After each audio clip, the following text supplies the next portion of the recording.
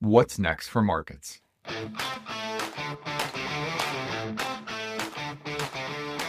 I'm Michael Kantrowitz, Chief Investment Strategist at Piper Sandler, where I lead the portfolio strategy team, recently ranked #1 on Wall Street in the 2024 All-America Institutional Investor Research Survey. Today, I'm joined by Craig Fuller, Chief Executive Officer and founder of FreightWaves, the leading provider of global supply chain market intelligence and news. Prior to FreightWaves, Craig was the founder of Transcard, a major provider of fleet fuel and debit cards. He is also the CEO of Flying Magazine, the world's most widely read aviation magazine. Morning, Craig. Steve and I are really excited to have you on. We've been working together for almost 20 years, and it seems that every 6 months or so in our world, which is macro, there tends to be some global event that all investors need to focus on and become familiar with and pretend to almost be experts. So we're excited to have you join us today because you are an actual expert in the area of logistics and have been talking a lot in the media. You produce a lot of great content from your company at FreightWaves and have really become a superstar in this backdrop of such global uncertainty. We're coming from the administration's policy on tariffs. Nobody knows where this is ultimately going, and we're all reacting to headlines. So having an expert with the experience and historical perspective that you do really brings a lot of value to the table today.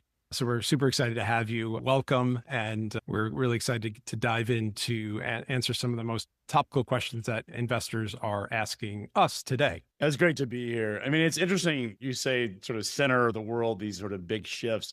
To think that freight and supply chains is sort of center of the world is somewhat unusual because it's usually one of these things that's often forgotten. The people largely, the general public just largely because supply chains historically work so well and are so dependable that oftentimes people ignore it. And what's really interesting in the post-COVID world, but certainly during COVID, is just how disrupted these things are and how interested people are in what's happening in getting a ground truth. Yeah, I'll give you a funny anecdote. And again, we went through COVID not too long ago, so a similar shock to the global supply chain. So this is not new territory for you necessarily, but a quick funny anecdote.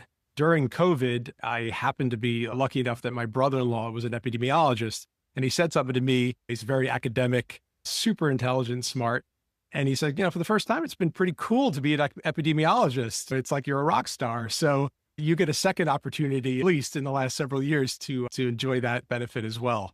Yeah, I'm a supply chain crisis actor, but I have a feeling with what what's the world's going through is that supply chains are not just this event, but are going to continue to be front and center to everyone, really the whole world, because so much is changing. And the world that we knew during globalization is, at least as far as I can see, is largely done. And we're moving to a whole new world where supply chains are on the front lines of the second Cold War or on the front lines of so many geopolitical elements. So this is going to be, I think, the education of supply chains is going to be something that I think everyone's going to be interested in, just simply because it's such an important story for the global economy. Yeah. From our seats, one of the things I love about this being in my role is that every time something happens around the world, and it seems to happen every 6 months, at least since GFC, everyone focuses on it. And, we all try to become experts on these different areas.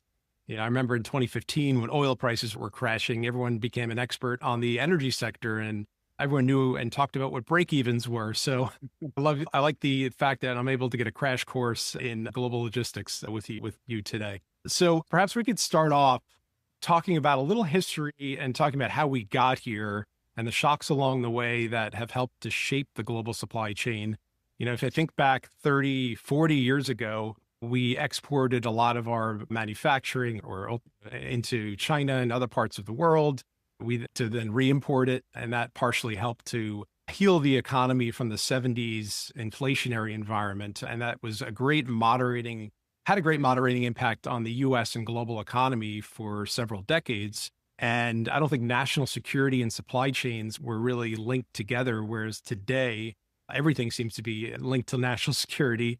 But certainly we've seen why that's so important today. So can you talk a little bit about briefly how the evolution of all the trade agreements that took place in the 90s and 2000s, China entering the world stage, just-in-time inventory, and how that's been reshaped through the GFC, COVID, and where we are today. Yeah, I mean, look, supply chains are always in the front lines of any kind of geopolitical conflict because it's the least it's disruptive and can place a lot of pain on your opponent, your competitors on a global basis, but it also doesn't become sort of hot in the sense. And so you do see throughout history that supply chains are oftentimes the front lines of any kind of conflict. In fact, you go back to the Revolutionary War, that was a trade conflict to start it, and then it turned into American independence. And so these things do have a way of sort of major historical changes in how countries compete with one another. All trade and supply chains are always in the front lines. But if we go back to the 1970s and sort of look at China's ascension into the global economy, for many, many years, it was a nice arbitrage of Western businesses going to China and really benefiting from massively discounts on labor arbitrage and product and mineral arbitrage. The Chinese don't have really strong environmental regulations. They were willing to do anything to sort of come out of abject poverty. And for many years, this was sort of a dependable fact and, helped and benefited, frankly, from U.S. hegemon, the fact that we were able to protect seed lanes, we're able to protect trade lanes. The, United States was pushing global free trade, and that really benefited China probably more than any country. In fact, you could argue that China has been benefited greater from global free trade than the United States has, because we've exported so much of our supply chain to Asia. And I think, the Chinese were copying a model that they saw in Japan, as Japan essentially exported its way to a global economy or a global economic superpower. And China played that model, except China's, exponentially larger than Japan, both in population and in size. And China has an enormous amount of resources available to it to actually be able to benefit from that. So this is a playbook that shouldn't surprise anybody in terms of what China has done if you've looked at Japan or Korea. And now we're seeing in places like Vietnam and Cambodia, et cetera. They're all playing that sort of arbitrage playbook and using low-cost labor. One of the things that is really important to note is that China's cost to produce goods on a per hour basis is no longer the cheapest place in the world to produce goods. And so what we're actually seeing is the reason China has so much supply chain concentration and the reason this is so painful is less to do with the price arbitrage and more to do with the fact that these supply chains had been built there and the knowledge and the machinery and their whole dependencies have enabled them to create massive amounts of concentration in industrial products. That reason that this is so painful for the United States is we have lost a lot of the supply chains that drive so many of those product and components. And so if you look at the history of this, it's sort of obvious that we've ended up in a position where, because of that arbitrage, that discount that U.S. businesses and Western businesses got, that we're now exposed because the price arbitrage was so significant. There's also obviously a lot of backdrop to this: currency manipulation, trade policies that we talked about, or you mentioned. The United States wanted global free trade because it benefited Western, and then not just the U.S., but Western businesses generally, until it didn't, right? Because what's happened now is that China started out just like Japan as a low-cost producer. The quality wasn't great and has in many ways caught up and competed and exceeded the quality of even some of the most advanced American businesses because they have the supply chain, they have the expertise, and it's something that, frankly, we are enormously exposed. So there's what's happening right now with supply chains, what's happening with the trade war is, and I think so many people will sort of, if you're sort of a China hawk and you think it's a military rival, you sort of have your take on China trade. Sure. If you're sort of in the administration and you sort of argue that we can offset income taxes through tariffs, there's all these sort of angles, but I think it's really important to note that what we learned during COVID is that we are enormously exposed to not having a domestic supply chain, and we are dependent upon an economic and military rival that is actually quite frightening. We've been telling clients really since 2022, and even before that, that they need to prepare to basically move their supply chain out of China.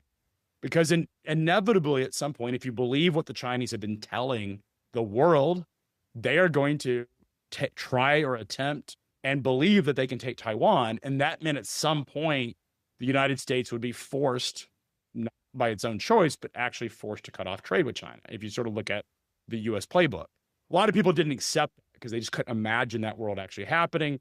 That is what is actually playing out. We're in the sort of the first phase of this sort of decoupling. And where I sit, it doesn't look like it's ever going to go back to this sort of global free trade. As long as China's a rival, it's going to be a very friction-driven relationship.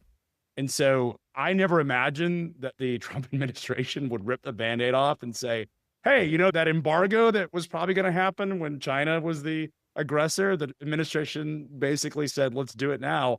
And that's what we've got. And I think this is why it's really painful, because it feels fast and furious. But if you look at the sort of tea leaves it's been building, it's hard to have a number one trading partner or a very large trading relationship with your number one strategic rival. It just doesn't work. And you can look through history.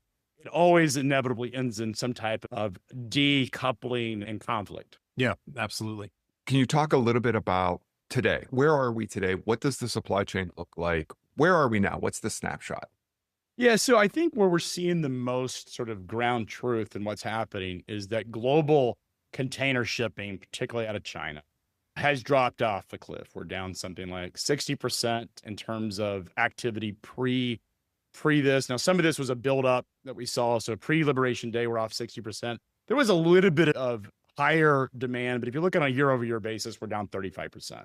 And total international container movements down about 35%. So it has been a pretty, and that's year-over-year data, there's been a pretty significant rupture in the relationship between the U.S. and China. And this is something that is going to impact domestic supply chains, because what effectively is happening is U.S. companies that had ordered product went to contract manufacturers. The process of going to a contract manufacturer can sometimes take years, but many products can be done in 6 months, as little as 6 months. And so what happens is U.S. businesses were ordering a lot of these products by the specs that they had designed. And when the Liberation Day tariffs and the Liberation acceleration, remember, we got something like 54% tariffs on day one. And a week later, we're at 145% tariffs. And so we're in a situation where that escalated so quickly that a lot of companies just said, I can't afford this 145% tariff on these products that I've ordered. Yeah. And they just stranded those products in factories and warehouses in China. And so what happened is these contract manufacturers that had been building these products for U.S. businesses were simply left stranded with all these orders that they may have already produced them, and they frankly don't have anywhere to go with these products. Now we're already seeing this in the data, they are dumping these products on Europe and other parts of the world because they've got to move them. But at the end of the day, in fact, you've also seen entrepreneurs get on TikTok and talk about cutting out, going direct to the factory essentially on these, using, Chinese, using TikTok and social media to reach U.S. consumers. And they're trying to effectively bypass all the supply chains and saying that they'll take the burden of the tariff. They'll deal with it, and that resonates with some American consumers. And so when you look at the backdrop of what's happening is that these Chinese businesses, because I think even though there is global tariffs and this 10%, it doesn't matter. Like right now, yes, it matters if you're importing a product from Germany and you have machinery. It matters individually, but on a global basis, it really is a secondary sort of problem or a secondary issue. What we're talking about is the China-American relationship. And I think most of what the Trump administration, I think if you sort of take them at face value, what they truly were trying to do or are trying to do is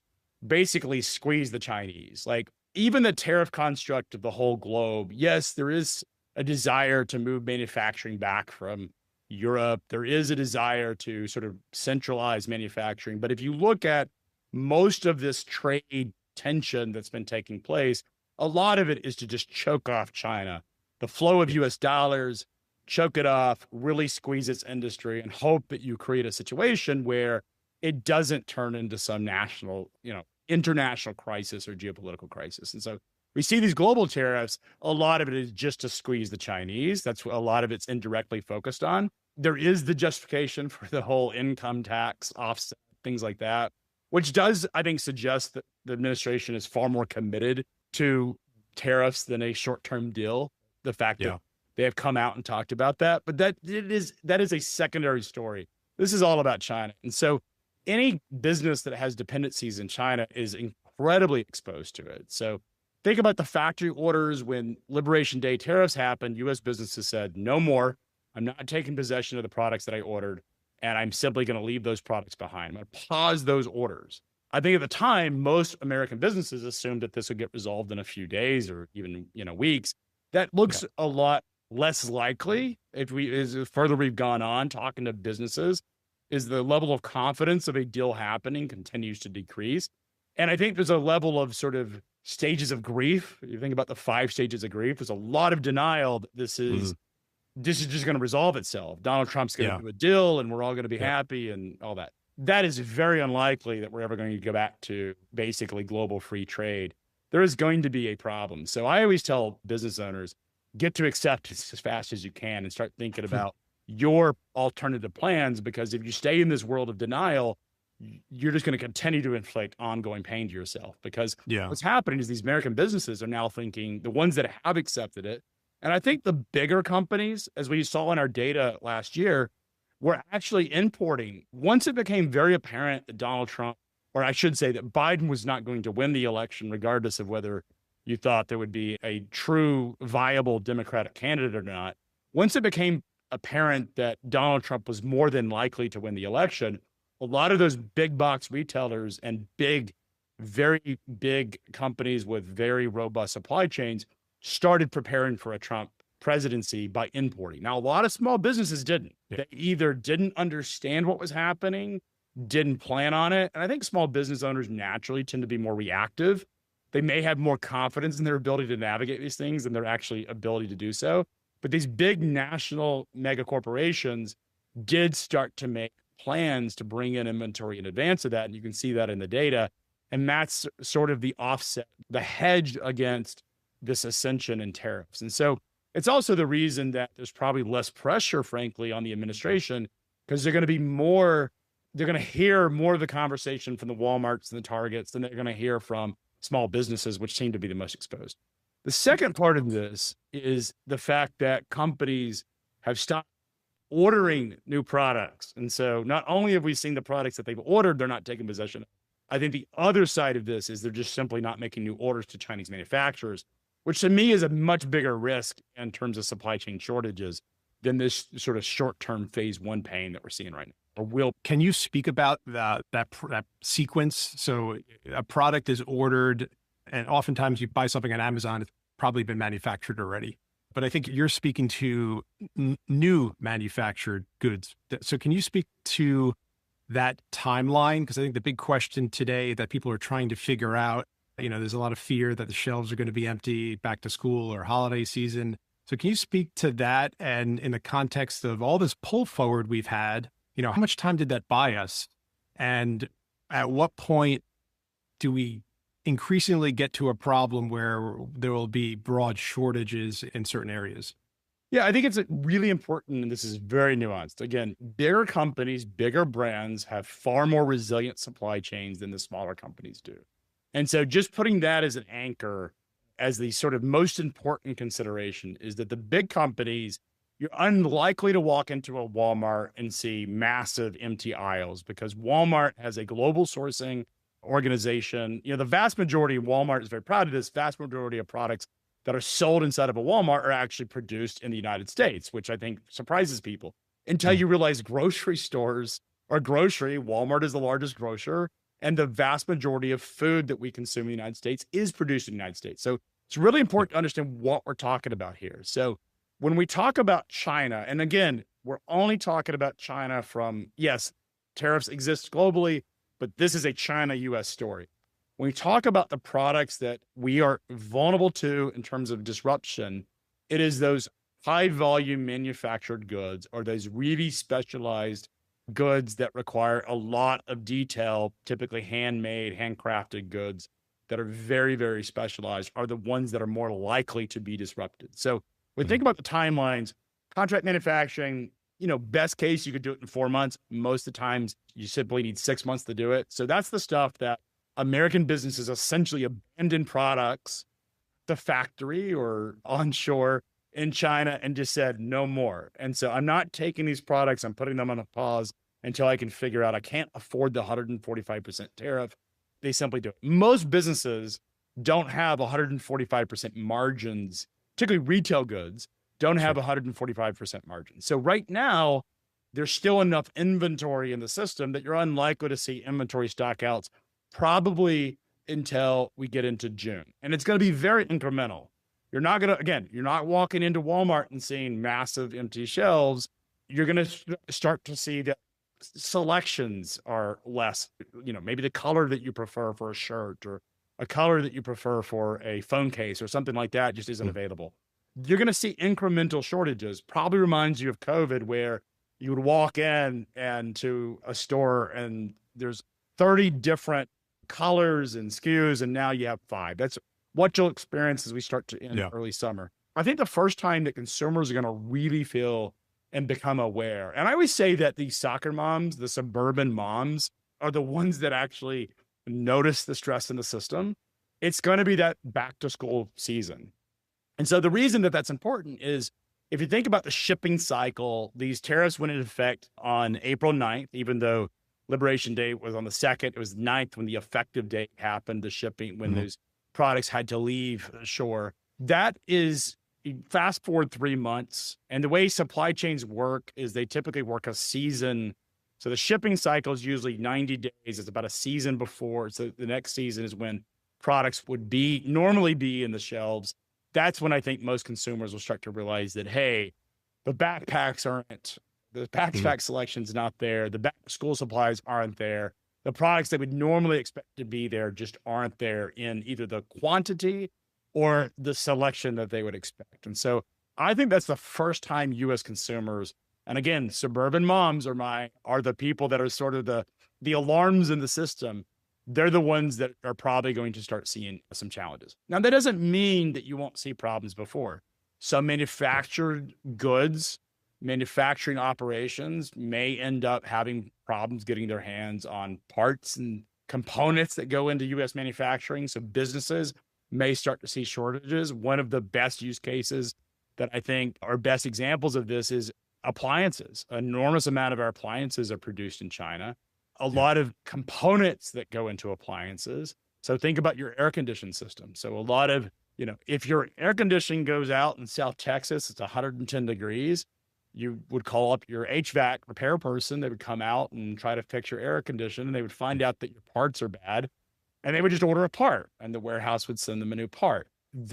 Those parts may not exist or may not have been ordered. They may have been left behind because, again, companies don't want to absorb the 145% tariff, and so they're simply not ordering them. Hospital systems. One of the big things I've heard enormous amount of stress in the hospital systems is, think about that hospitals typically have contracts with the insurers and contracts with Medicare on what they can charge for some of these products. And we can start to, go on whether that's the right thing or not. The fact is some hospitals are not, hospital and health suppliers and health supply chains are not sourcing, as we learned in COVID, the kinds of personal protective equipment that typically goes into hospitals. And so you may see incremental shortages in the summer. Again, I think the first time U.S. consumers will become sort of broadly aware of this problem will be in the back to school season. Now, that is the first wave. The second wave is more concerning because what's happening right now on the ground, if you take a 6-month lead in terms of contract manufacturing, what's happening on the ground is that U.S. businesses are not ordering products for 6 months out. If you think about what that means holidays.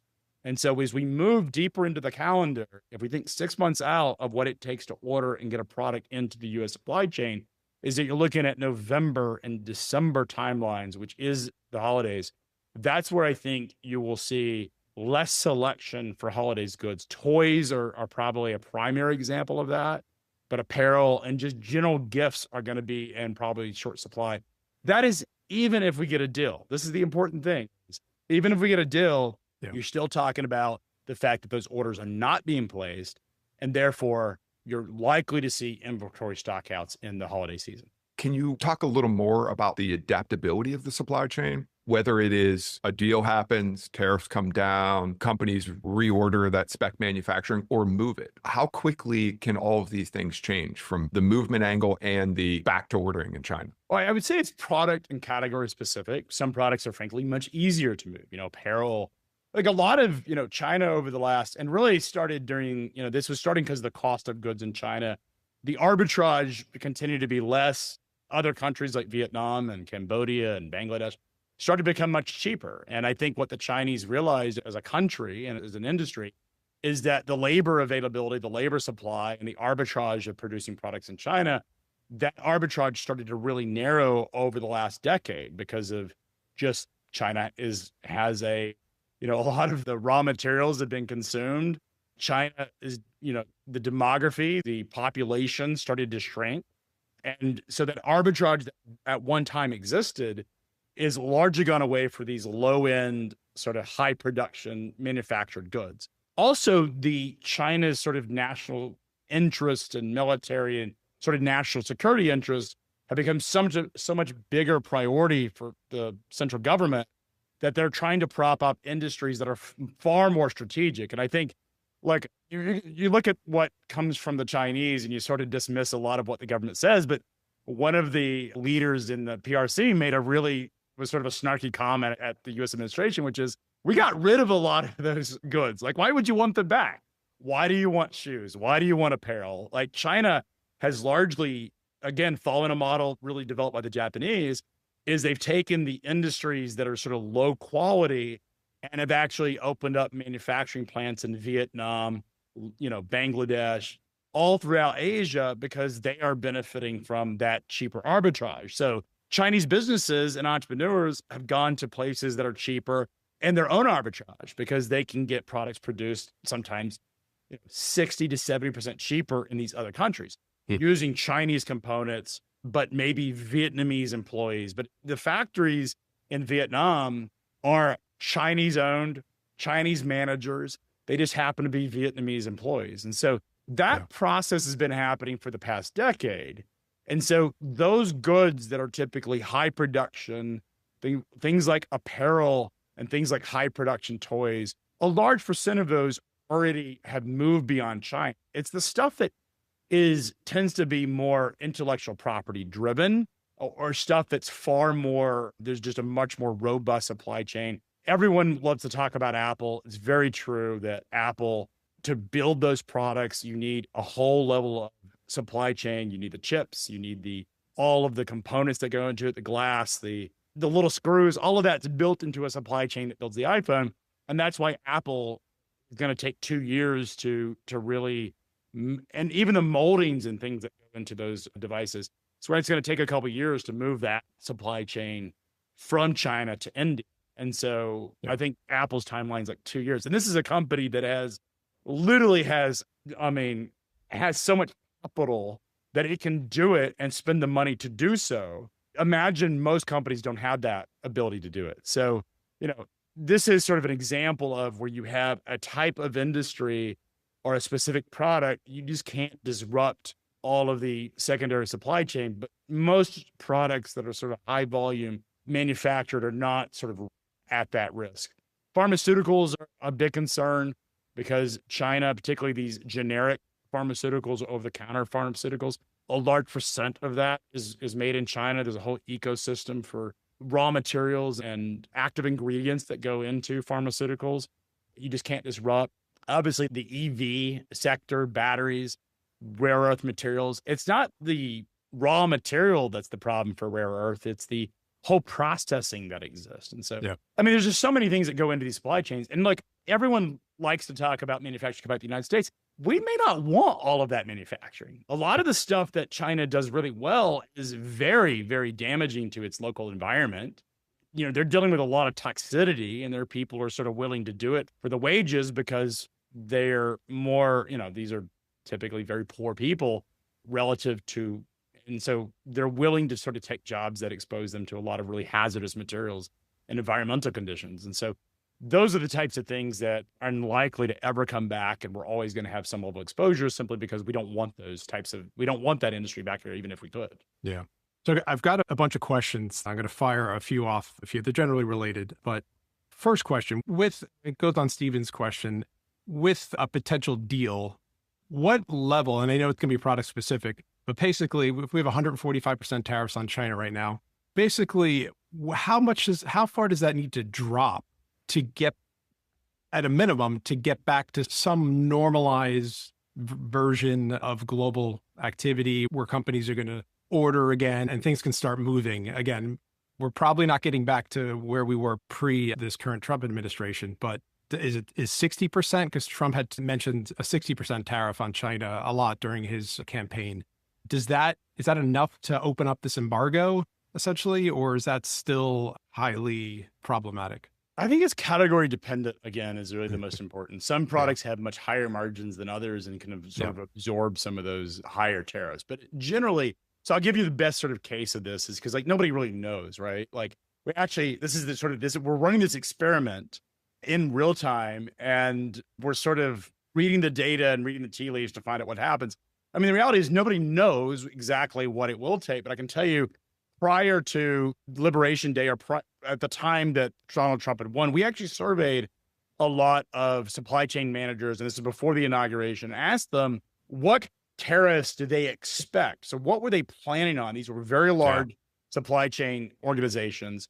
And the ranges that we got were really 10 to 35% was where the majority of the folks talk about. Everyone agreed that tariffs were coming and there was going to be a 10% escalation. Remember, we had tariffs in on China.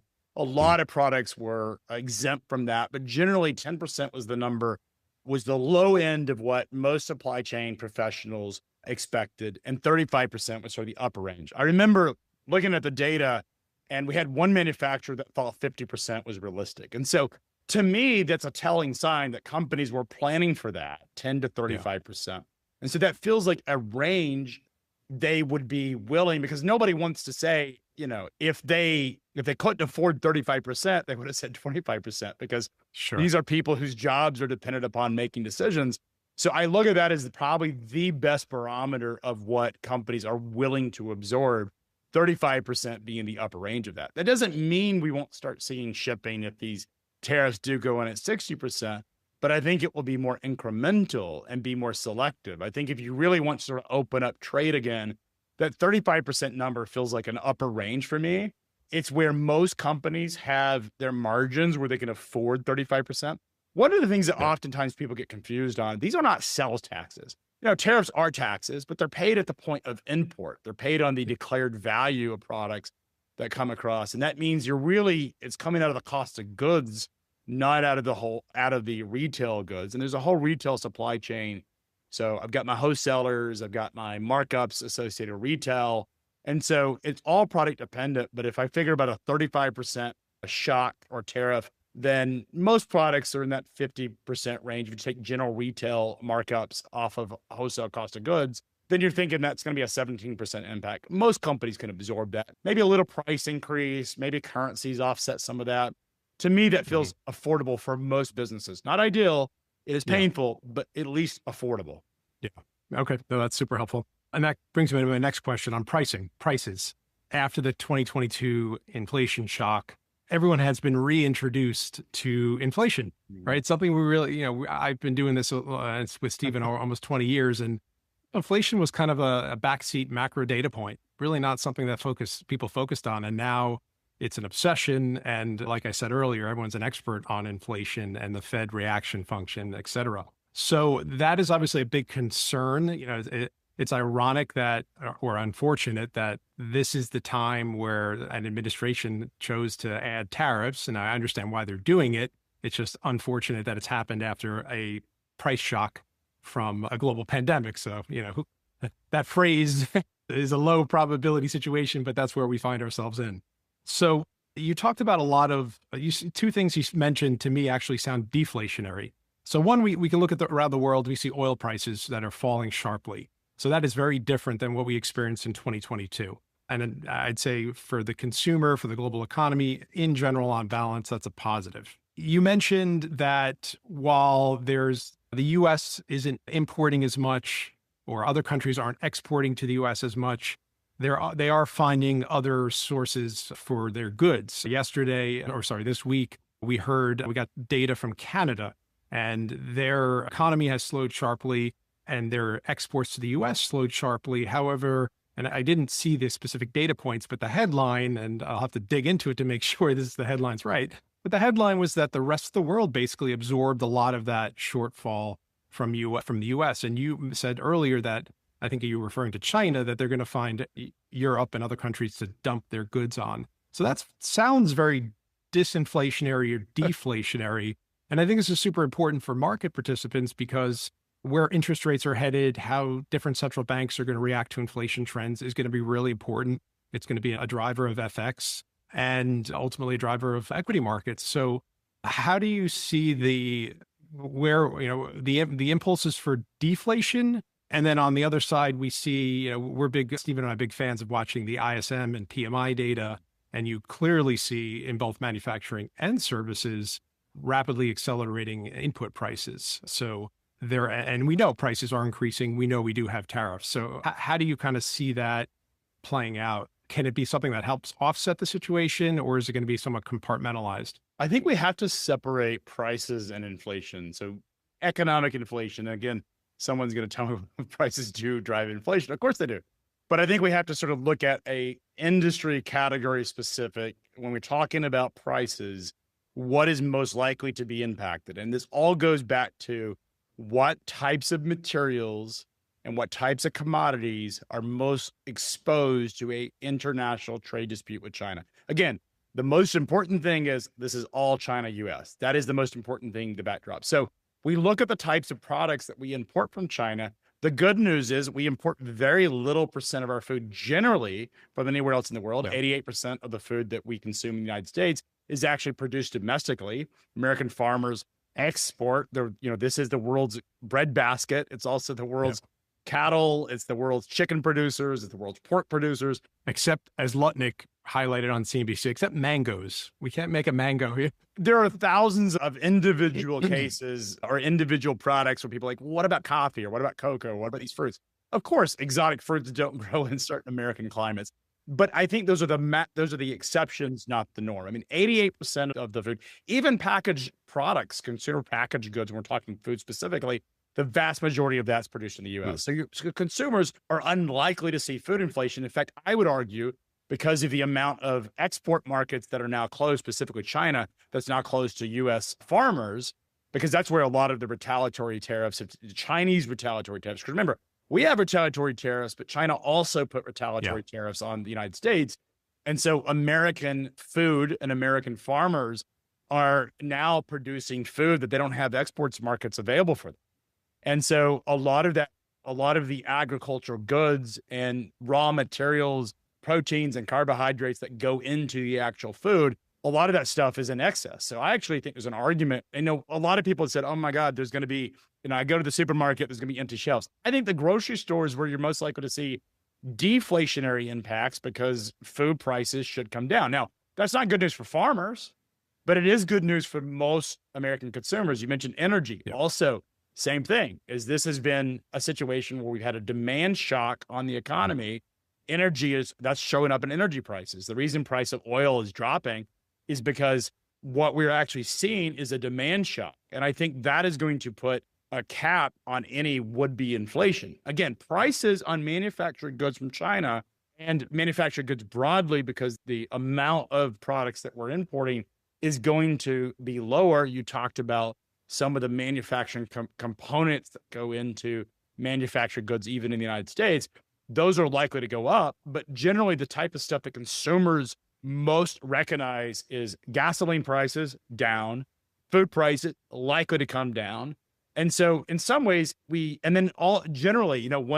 of the other examples is this, we haven't talked about domestic trucking. We've talked about the drop in ocean container shipping, but we're projecting, 20% of U.S. trucking volume is directly tied to imports. And so when you drop 35% of container imports into the United States, you're likely to see an equivalent reduction of up to 20% in U.S. trucking volume. So it's about a 5 to 6% drop in trucking volumes across the U.S.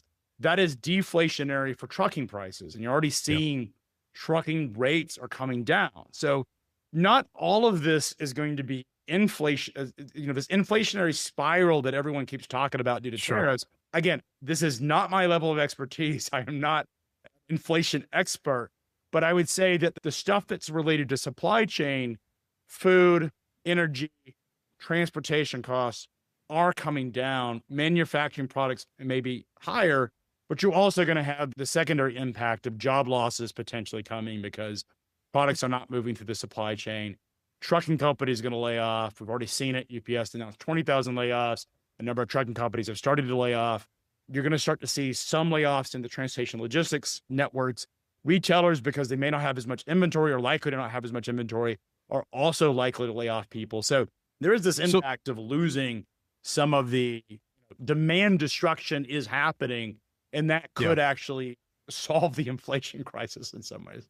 Yeah. So you hit on a point that I definitely want to touch on, and that's employment, because just like I would say there's a hyper focus and fear around inflation. Like if we look at that consumer inflation data from the Michigan Survey of Sentiment, you see these crazy numbers. And I think a lot of it's just scar tissue from 2022 and more, I think, of a fear of price levels rather than inflation the way we speak about it. So I want to touch on, Steve and I are data junkies, and the market's very reactive to data. And there's a lot of uncertainty about where things are headed from here. So I kind of want to pick your brain and understand the sequence that you're looking for and generally some of the data points you're looking for that you're going to be expecting to play out. I'm a huge fan of kind of thinking about the sequences. So you've mentioned, okay, import volume is down about 35% year on year. That could lead to layoffs. I was looking last night at the last payrolls report, and I was looking at trucking and warehousing, truck transportation, trade transportation for the non-farm payrolls report. And by no means is this report perfect. It's a survey. There's adjustments, there's seasonal adjustments, but all of those jobs data are still rising. So talk about some of the data points you would be looking for to have greater or lesser confidence that we're going to see layoffs. And are companies going to be laying off employees if there's still potential that we do get a deal and they're worried about rehiring them? Is that an issue in the logistics space? I talk to a lot of small businesses. I talk to a lot of companies that are exposed to tariffs. And one of the things that I find, and this is includes logistics companies, is everybody's in a wait to see. I think going back to the 5 stages of grief, so many people are in denial, and they believe that we're going to get a deal and everything's going to be okay. And therefore, even though that they're talking about, well, my business, I'm going to be out of business. If we don't get a deal by July, I've got to do massive layoffs. My company's going to shut down. And I'll ask them, have you started layoffs? They say, no, because we know it's coming, but we think a deal is going to be there. And I think the longer that it takes to get a deal, the more likely you are to see layoffs. Trucking and logistics, there's 9 million people that work in the logistics industry in the United States. It is a business that is very labor intensive. The correlation of labor to employees or labor to volume is actually highly correlated, because if I'm not moving as much product to my warehouses, I don't need as many dock workers. If I'm not moving as much product through trucks, I don't need as many truck drivers, and so forth and so on. So this stuff is highly correlated. That's where I think you're going to start to see some pressure in layoffs, and this could have a compounding effect. Good news for trucking companies is there's too much excess capacity anyways. And so trucking companies, trucking is a very competitive industry, and a lot of the truckers are excited about the bankruptcies that are coming because they're like cheering on the fact that their competitors are going to go under. And so in some ways, there's this weird thing happening in the trucking circles where they know that they're personally experiencing pain, but the fact that it may get rid of their competitors, their weaker competitors, is exciting to them, because the trucking industry has been, the goods economy largely has been in some level of sort of anemic recovery out of COVID since 2022. So certainly showing up in the trucking data is that the trucking industry has been in something we've called the Great Freight Recession, which is one of the biggest and deepest downturns in history. And I think this could wash out a lot of the sort of marginal players. This is great, Craig. Thank you so much for filling us in on these really complex issues. One of the things I'd love to hear a little bit about is what are investors getting right and wrong? You've talked about how some prices may actually go down on food and you have energy, and also how some of these supply chain issues are measured in 6 months, 2 years for Apple. And markets think so quick. Look how quick markets have recovered from the Liberation Day. So what are the big things that people are maybe getting right and wrong? Yeah, it seems like I do freight for a living. So I'm in the goods economy or the Main Street economy and not in the financial side of the economy. Although we sell a lot of data to institutions. And so we certainly touch that. But I think there seems to be from where I sit, a pretty significant disconnect between the broader indices, the stock market, the S&P, the NASDAQ, and what we would suggest is coming across in the freight market. So I mean, it is indisputable that container volumes are dropping. There are so many sources of this in terms of container volumes. And that means the goods economy is going to have less demand or less products to move and less products to sell. That will start to show up in U.S. retail sales at some point. It will start to show up in some of the logistics and freight economy. It's going to be an impact to manufacturers. So you're going to have some stress in the system that from where I sit, watching the markets recover largely from a Liberation Day tariff, it just feels like that's not priced into a lot of these things. And so I think what seems to be is a disconnect between what Wall Street is communicating and what Main Street seems to be communicating. The freight data is the actual source of truth through goods in the economy. And the freight data tells us a ground truth of what's actually moving and what is not moving. And what we're seeing is a very sharp contraction in goods movement through the economy, which at some point has to show up in everything from retail sales. And you even listen to MasterCard and Visa, and they're talking about no stress. Now, one interesting thing is that we're able to actually see this in the freight. A lot of the local freight delivery is sort of the ground truth on consumer activity, because a lot of what's happening is upstream versus downstream supply chain. So upstream is really, really stressed. It's where you've talked about the ISM data showing components and prices shooting up. It's where inventories are most likely to go out of stock. We have a buffer from pre-stocking that took place. The downstream element really, I think, is the reason Wall Street is sort of, I wouldn't say immune to it, but unaware of it or unconcerned about it, is downstream. And you can look in credit card data, you can look at consumer. Is generally consumers, there is some weakness showing up in the system in certain categories, but generally consumers are still consuming.